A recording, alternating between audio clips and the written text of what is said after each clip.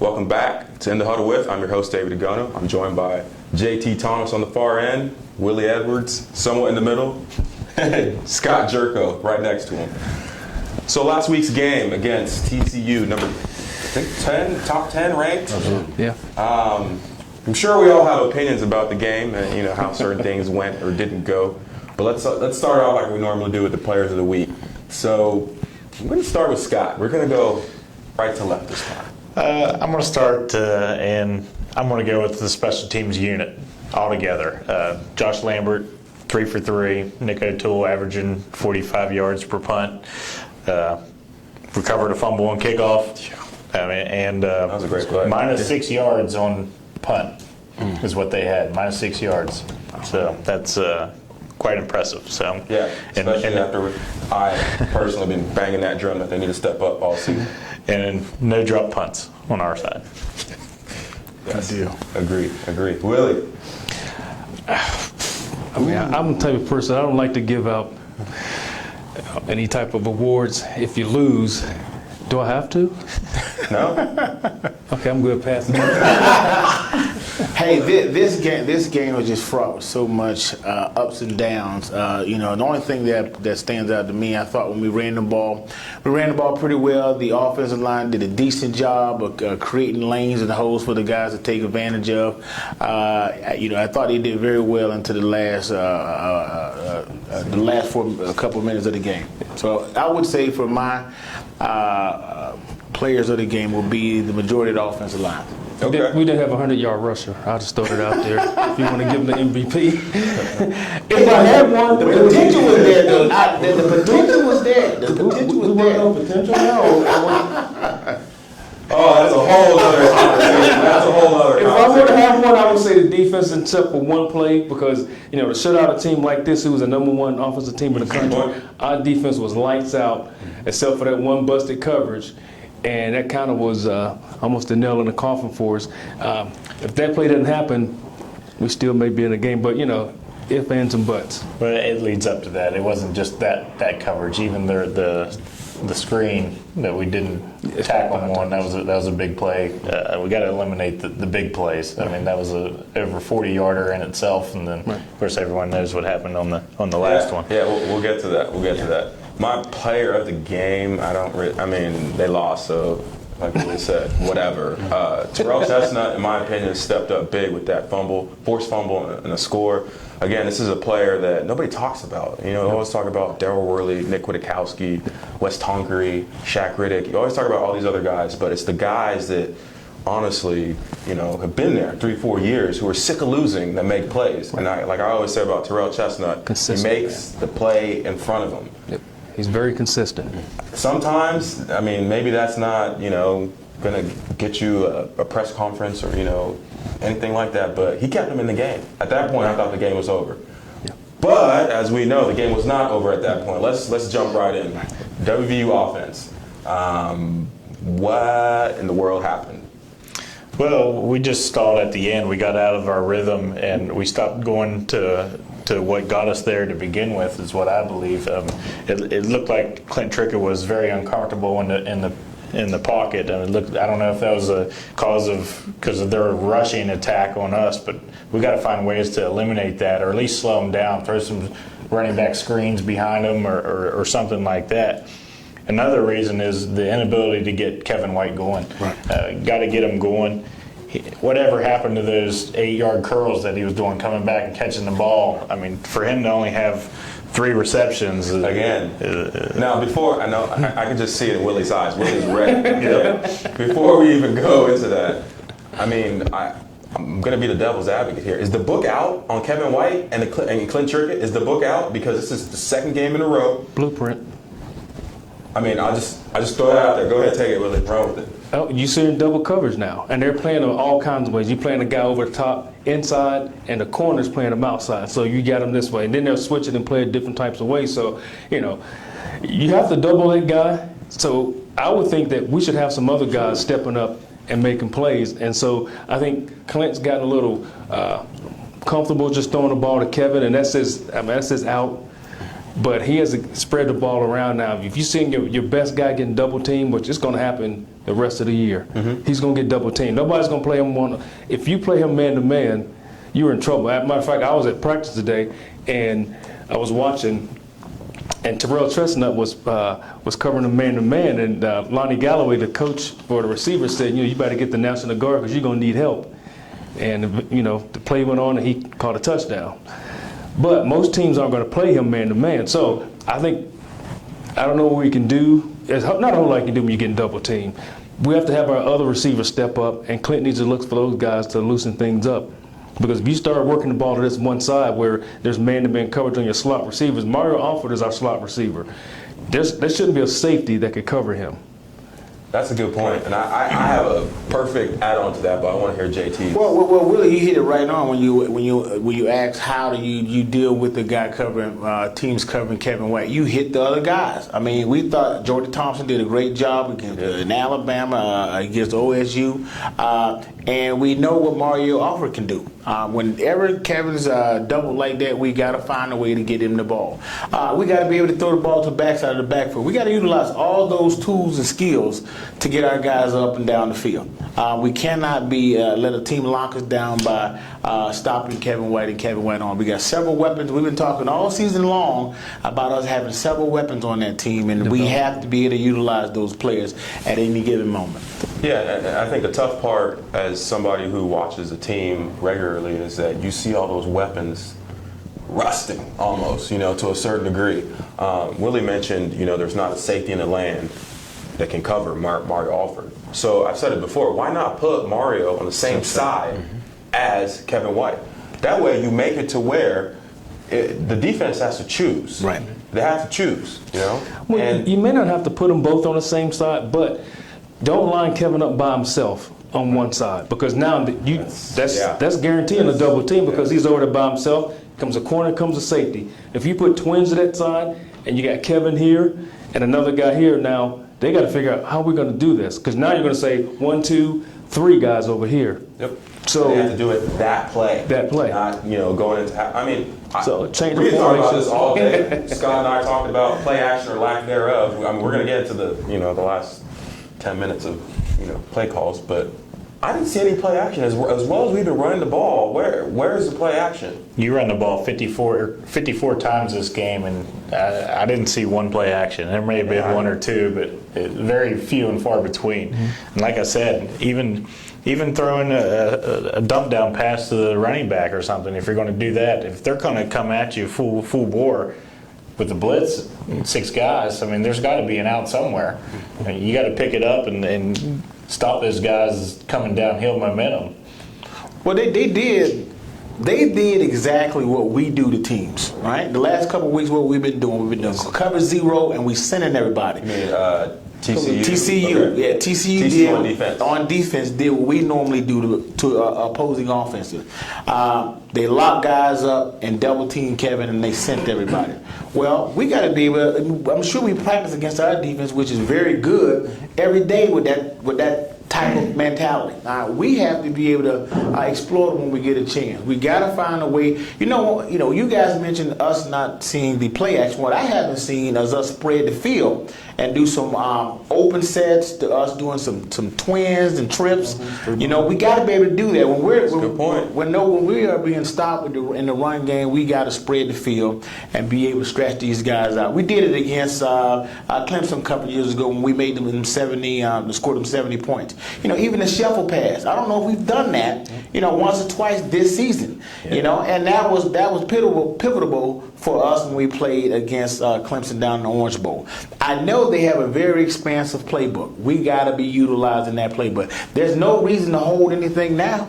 Now it's time to use all the bullets in the muscle.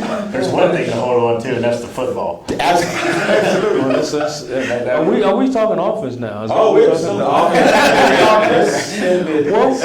And Scott brings up a great 5 turnovers, and 4 of those turnovers were inside of our own 30-yard line. Can't win like that.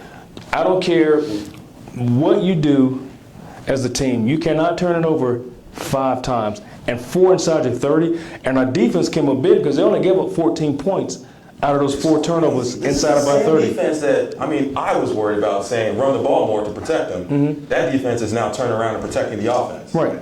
Crazy. Yeah, the In like 3 defense is weeks. keeping us in the game. They've kept us in games, and because Clint wasn't, and I'm sure Scott has statistics on him because he loves it. He was what 15 for 26. 26. Yeah, and 162 yards. The last 2 weeks, man, it's been and I saw some things that was very uncharacteristic of Clint Trickett. What we've seen in the first 5 or 6 games. His feet weren't settled. Pass pro this past week broke down quite a bit, and he was never able to set his feet. And we always talk about keeping him clean. He was dirty. He was filthy on Saturday. So yeah, That's what we talk about our defenses need to do to everyone else's offense. They did it to us, and you saw the outcome. You saw 2 Heisman candidates almost non-existent here this past weekend when you bring pressure. And that's what our defense needs to do and has been doing the past 2 weeks here. Now let's talk about the elephant in the room, or the city, or the state, whatever. Play calling last 10 minutes. I'll start off.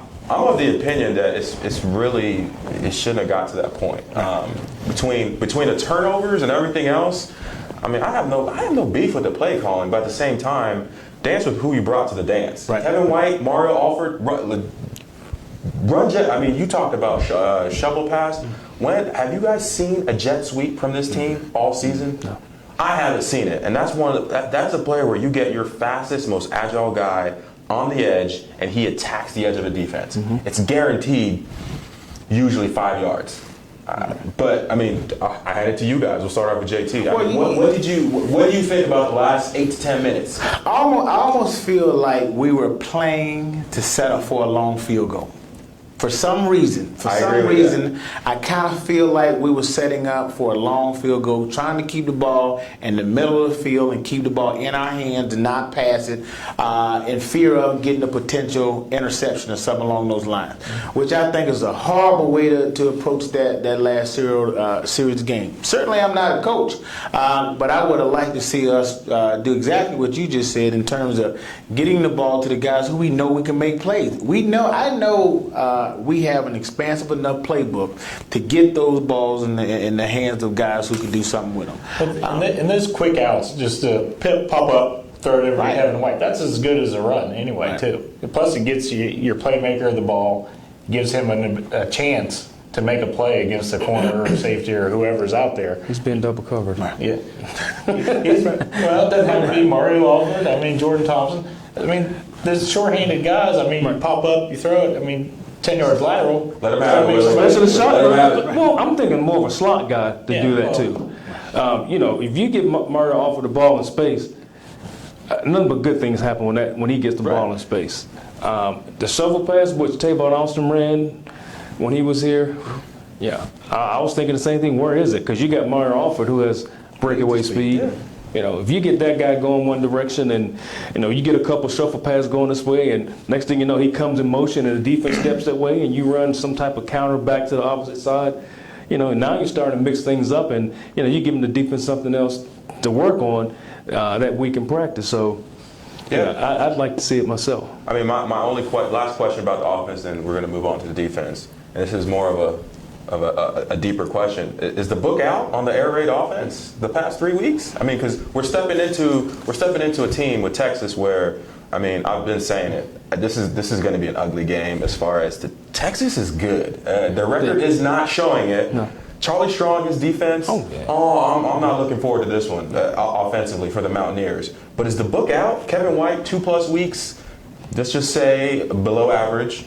Mario Alford stepping up, but he's not getting the ball when they need to get him the ball. Clint has been looking somewhat back to earth. I'll start off here. Florida State, Clint cricket, you know what I'm saying? What? Well, you take a step back and look at the team we just played. This is number 10 team in the country. Number 7 now. Number 7 now. And you still put up over 350 yards of offense. And that's with 5 turnovers. Right. No, we're not throwing the book out just right now. You can't. Our offense still putting up yards. They put up 31 points on a great TCU defense. Granted, 7 of it came from our defense, but we had a lot of obstacles to overcome. So no, we can't quite get away from it yet. We just need to get the guys that our playmakers need to get the ball more. You know, one good thing that I can say about it, you know, we sat here at the beginning of last week and we were really concerned about this being a very high-scoring game. And the fact that TCU had a potent outfit, we figured that. But I thought we were all consistent in putting a lot of faith in our defense. And our guys showed up. You know, you take away those 14 points and we get the result all 4 of us talked about last week in terms of West Virginia bringing this game home. Turnovers killed us, and those guys know that. I think it does not diminish who our team is and what our team can potentially do. We'll get this ironed out, and we'll get back on that bike and finish this season off pretty well. No comment from Willie? Did I say the senior Well, I mean, before he says anything, I mean, to me, when I said the book being out on him, I mean, this is Oklahoma State to a certain degree kind of poured some cold water on the offense. I'm not saying the offense can't get yards. The offense is going to get yards. To me, an offense is always going to be defined by, can you get a first down or a touchdown? Can you get a first down or a touchdown when you need it? Mm-hmm. I don't care if you run triple option, wishbone like Navy or Georgia Tech. I don't care if you're airing it out. Can you get the ball past the first down yard marker or get a touchdown? I didn't see that last 10 minutes of the game. But statistically throughout the year, and Scott, you can attest to this, you can say when we talk about our third down proficiency, I think we are in top echelon in college football in terms of being able to execute on third down. So to answer that question, I think we can. Mm-hmm. We just didn't do it this particular game, and it showed up and it hurt us big. Okay. I think we're trying to play too conservative at the end instead of just running our offense. Well, 3 of our turnovers that we had inside of 30 were on first downs. Mm-hmm. So we never got to third down to be proficient at it. So, I mean, that kind of, like you said, threw cold water on our offense. And, I like to go back to our defense because let's just talk about the defense. Right. They did a great job. Go ahead. Great. 2 out of 11, TCU was 2 out of 11 on third down and 3 or longer. They were 2 out of 11. And you're talking about, again, one of the best offensive teams in the country. Oh, yeah. And our defense was right. And we pretty much shut them down. And, like I said, the one busted coverage kind of just, took all that work that they did, and it just kind of overshadowed, the one play overshadowed everything else they did that whole day, because they played from that beginning whistle until that busted coverage. They dominated, pretty much dominated, TCU. So I don't know, like I said, I was at practice today, and Coach Gibby was fired up. I mean, he was, Yeah, he can right wrongs. Yeah, he was getting after it, and it seemed like the way he was coaching was the defensive, side of the ball that kind of let the team down. So, I'll jump in here. My take from the defense was, these offenses are staring at a 3-3-5 defense that they've probably never even played against. It's something new to them. It's kind of new. They don't necessarily know where our guys are coming from, and that's to our advantage right now. But, I mean, and by the time our defense gets accustomed to moving around like we're seeing now, there's still not as much pre-snap movement, but moving forward, they know where to be. They know where to be. Everyone's clicking, except for 1-2 breakdowns. Defense played extremely well. It seems like the offenses that are giving us problems are these heavy rushing teams that can line up 3 yards in a cloud of dust. You don't necessarily see it as much because it's in the spread, but they're still running teams. And so I think Texas, which we'll get on later here, I mean, TCU, they had 105 yards at Catalan, or however you pronounce it. Catalan. The third. Yeah. 20 carries, 105 yards, and 2 touchdowns. Let's talk about that. What we talked about last week, I and David, you broke down what the zero coverage is and what one coverage is, right? We went in this game living and dying on that philosophy, and that hurt us because you know, and you backs know, and when the linebackers know, when we lock up on those receivers, they're taught not to look back, right? And when that happens, and we don't get those linebackers out to the runners in those lanes, it's going to be a track meet all day long, and that's what happened to us. We lived and we died with the zero coverage, man-to-man type of coverages, and long down situations. And I thought it was key for the other teams to get to our linebackers, and that's what happened for us. You know, if the linebacker don't show up or the safety don't show up to play in that alley, we have a long day. I mean, we know there's backers. If we lock on these guys and play zero coverage, linebackers got to be able to run the alleys, and the safety's got to be able to show up. Yeah, I mean, if I'm being the Grinch like I normally am on this show, I think the defense played well. Right. They played well. I mean, that one play, are you kidding me? One play. Right. Granted, big play, end of the game, shouldn't happen, okay? But if I'm being honest, I think the defense has completely exceeded anybody's expectations. Mm-hmm. They showed up, they kept the team in the game, and they gave them a 14-point lead. You know, I, for one, cannot really, with the amount of youth in the secondary, I mean, you're going to have a busted coverage. Right. I'm surprised one hasn't happened sooner, just being honest. Right. Well, you got a freshman free safety. Yeah. You got Carl Joseph playing, and he was a free safety last year. Now, he's the Spur, I think, or maybe even the Bandit. KJ Dillon was a safety last year. Now, I think he's a Bandit, and KJ's the Spur. So you got guys playing in different positions than they played last year. So, you know, they're still learning, and Scott was saying, each game we're getting better at doing certain things, but we're still playing different positions than what we played last year. So, and again, we have a freshman, not a redshirt freshman. Yeah, This kid played at Aliquippa last year. Yeah. Granted, great football up in that area.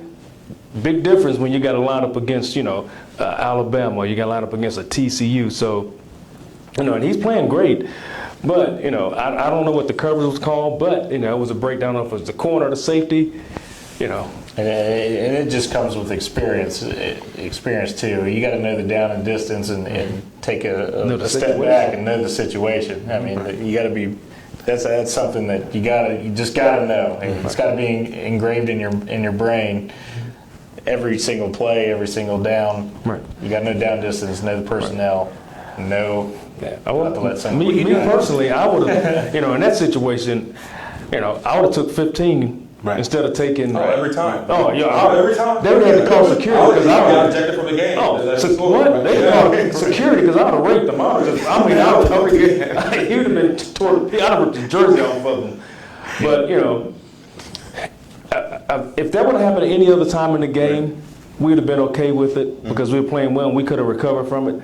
At that point in the game, we couldn't recover from it. Let me ask you guys this, because I thought I saw this also. Tell me if I'm wrong. We're in 3-3-5. We got cover zero. When we're sending backers, we got two backers in there, right? Because somebody's going to lock on, right? You're going to send two, right, on the rush. Typically, three. Okay, if they were sending everybody. When we run, if they on that blitz, and we're running the ball in those alleys. Guess what? We ain't got nobody home. We ain't got, and that hurt us. That hurt us a couple times. I thought 3 times, where the running back was able to hit the gap, hit the B gap area, the guard tackle, the guard tackle area, tight end tackle area, and cause us some damage. It's like they almost scouted us out to say, hey, if they lock onto us and they send everybody, and we pick it up early, that we're going to start running the ball in those B gap areas. It goes back to gap control and the cutback area. And if you got to make sure you cover your gap, but you can't get pushed out of your gap area. Right. Your gap's that area, and if you go lock on, you don't want to let him push you over another gap, because then it just creates a cutback lane where some guys got to make a tackle in space inside the tackles. Right. Yeah, I mean, at this point in the season, I said this going into Big 12 conference, but at this point in the season, everybody is under the microscope. Coaches, players, refs, refs or whatever. But, so everybody's under the microscope. You have to be, your game has to be tight. Has to be tight. And with that, our special teams was tight this past Saturday. Absolutely. For the first time all season, Towson not included for obvious reasons. The whole special teams unit was special, Yes. as Coach Nealon would say back in the day. Yeah, they get love. No hate this week. All love this week, special teams. No hate. We know their names. All love. Oh, wow. So, I mean, Scott, you briefly talked about, Nick O'Toole doing work.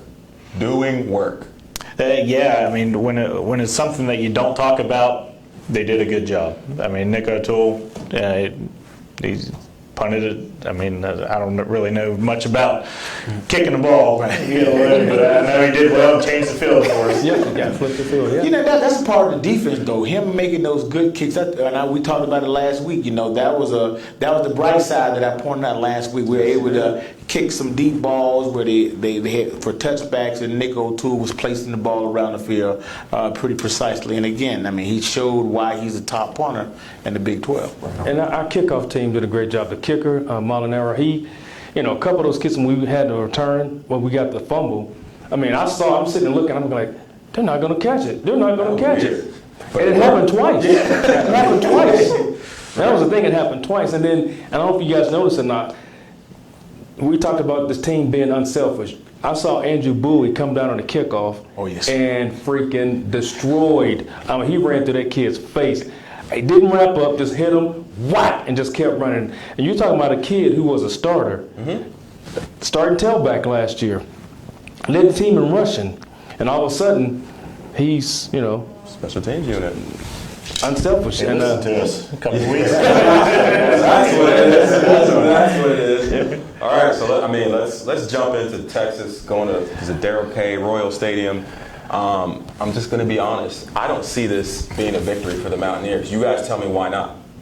Tell me what you've seen and what's happened this season. Why? I just Go ahead. I want to let you go first. Him a question. You can go first. Okay. But did you just say you don't see this as a victory? Right. Yeah. I'll say it right now. Charles That's fine. Strong and that defense. I've watched halves of the past 3 or 4 games. You are not going to run on them. And you better have Kevin White, Mario Alford, Jordan Thompson. You better have the whole offense clicking, and Clint Trickett will get touched this week. I feel quite the opposite. I feel like this team lost a big game at home, and they're not going down to Texas and not look for a physical football game. I think everybody picks themselves up off the ground and get back there and get after it. I'd like to see Jeremy Smith be more active in the lineup, because I thought he played pretty well enough to stay on the field a little bit more.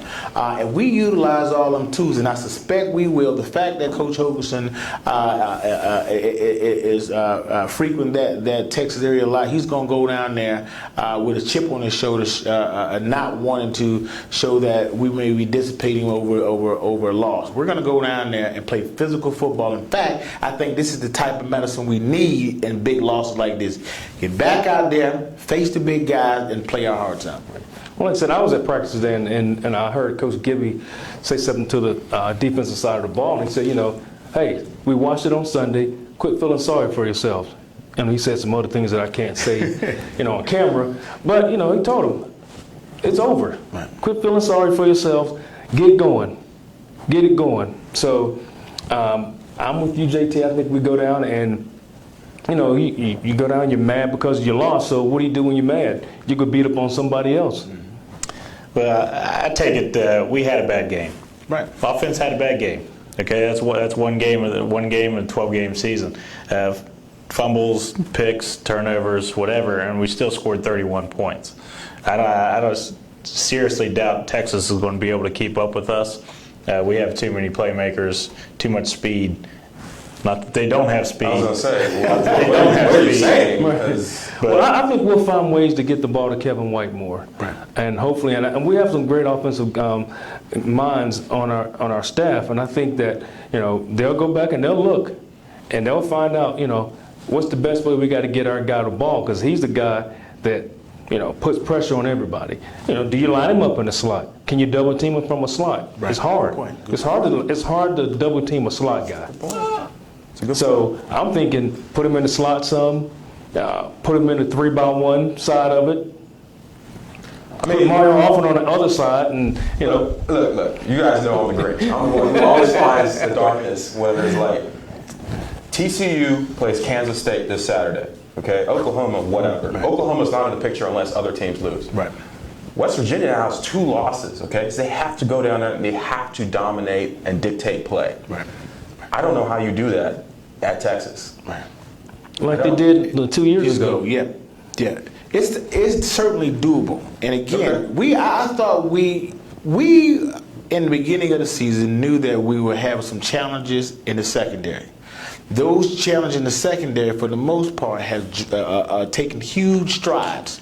And the fact we're coming at going into this Texas game at this point, now if you would have said this 2 weeks ago, when we were really trying to find ourselves, then I'd be concerned. But at this point, I feel real good. I feel real good about us going So into going Texas. into, and this is not, I mean, I don't think it's a signature game by any stretch of the imagination. It's just more one of those things as far as solidifying yourself as far as top 2 teams in the conference. Right. You're going into a game where 2 weeks in a row, your best 2 players have been muted. Right. You guys think that that's going to turn around? Yes. I do. Okay. 34-21. Well, you look at. Well, you jumped the gun on that one. To piggyback what JT was talking about, you talking about a secondary. Boykin was 12 for 30, 166 yards. 12 for 30, 166. And that team just lit up. They've been lighting up everybody. Everybody, 400, 500, 600 yards. But they still won the game. I know that. They had 5 extra possessions to try to win the game. Inside about 30-yard line, 4 of them. Okay. So I'm just going and segueing into what you're talking about, the Texas game. Okay. I don't see Texas as this offense that's gonna scare anybody. Right. Charlie Strong is a defensive guy. So let's start with you. Point score, point spread, whatever. Prediction for the game. We win by 14, maybe 21. Okay. Jump back to JT. I'm right with it. 2 or 3 scores, and with a chip on our shoulders. Yeah. Like you said earlier, you take that stick and you poke the animal in the cage. Yeah. You just poked it. 34-21 Mountaineers. Scott. You got it. I'm going to call it 25-28 Texas. And I'm saying that because it's going to be a tough game. To me, I do not see, it's not about Texas's offense, it's about Texas' defense. It's about WVU offense not being on the same page, on the same level as far as making plays and dictating the game that the defense has been the past 2 weeks. So, I'm the outlier, that's me. Any parting words? This is on tape. So, any parting words? No, I'll talk with you after this. Fair enough. Check back on thedpost.com for more updates, and thank you for joining us.